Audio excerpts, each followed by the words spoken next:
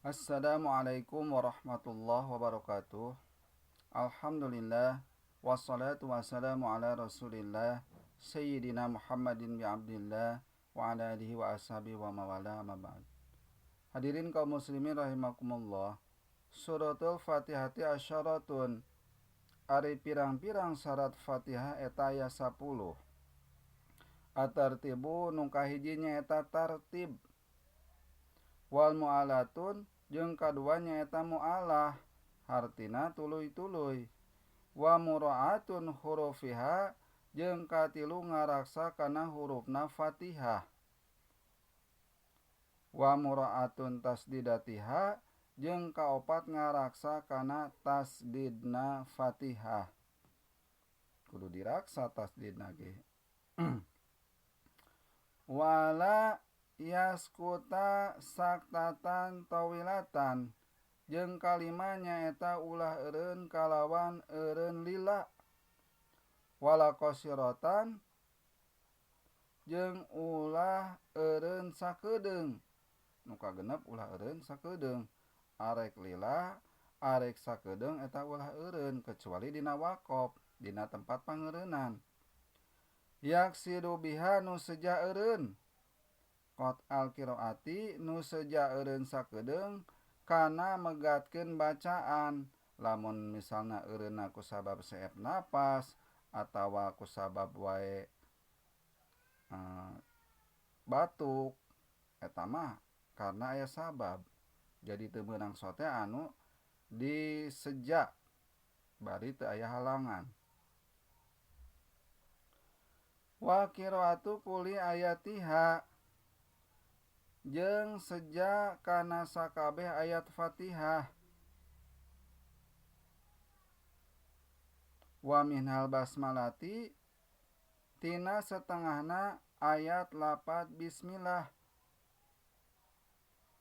Jadi kudu dibaca bismillah nage di urang mada memang nagolibna dianjurkeunana bismillah teh lebat kana ayat kahiji. Beda jeung nu di luar seperti di Arab sok tara dibaca basmalahna langsung kana alhamdulillah, beda jeung di urang. Coba mazhabna beda. Wa adamul lahmil mukhili jeung nu katujuh ulah salahan nu mantak ngaruksak. Kade mantak sing hati-hati dina pengucapanana hurufna. Ulah kho jadi ha, ain jeung alif kudu bisa ngabedakeunana.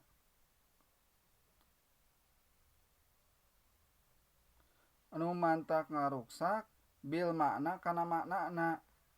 Jadi lamun misalna salah pengucapanana eta mantak ngaruksak, mantak ngarobah kana makna. Wala wa angtakuna halatal qiyami jeung kudu aya Fatihah eta dina nalika nangtung pil parodi dina salat fardu. Jadi anu kadalapan nyaeta maca Fatihah teh dina tingkah nangtung. Keur anu jagjag, keur anu sehat. Nyari nu teu damang mah dihampura. Bahkan dina ieu diwajibkeun pisan dina salat fardu.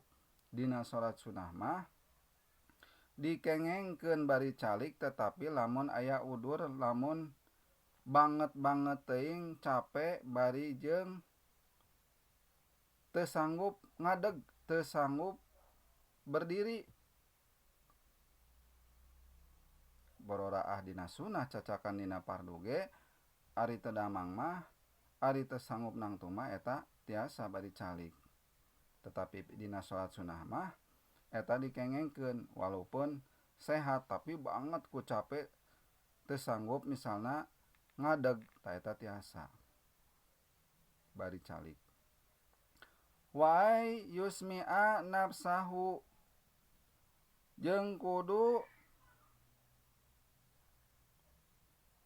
karungu kana dirina, hartina maca Fatihah teh kudu kadangu. Umpama imah salat munfarid minimal kadangu ku cepilna supaya bisa ngomekeunana. Komo lamun jadi imam memang kedah tarik ku dirina oge ku makmumna. Nafsahu qiraati dina kudu kareungeul kana dirina dina bacaan eta Fatihah. Wala yatakholaha jikru ajnabiyun jeung nu kasapuluh nyaeta ulah nyela-nyela kana Fatihah anu sejen. Maka lamun nyela-nyela kana Fatihah umpama teh makmum imamna aya kasalahan nyela-nyela nyulayaan maka batal salatna, maka teu meunang nyulayaan ka imamna. Artina si imamna eta kudu terpilih, minimal kudu anu pangpinterna. Wallahu a'lam bishawab. Muga aya manfaatna. Billahi taufiq wal hidayah. Wassalamualaikum warahmatullahi wabarakatuh.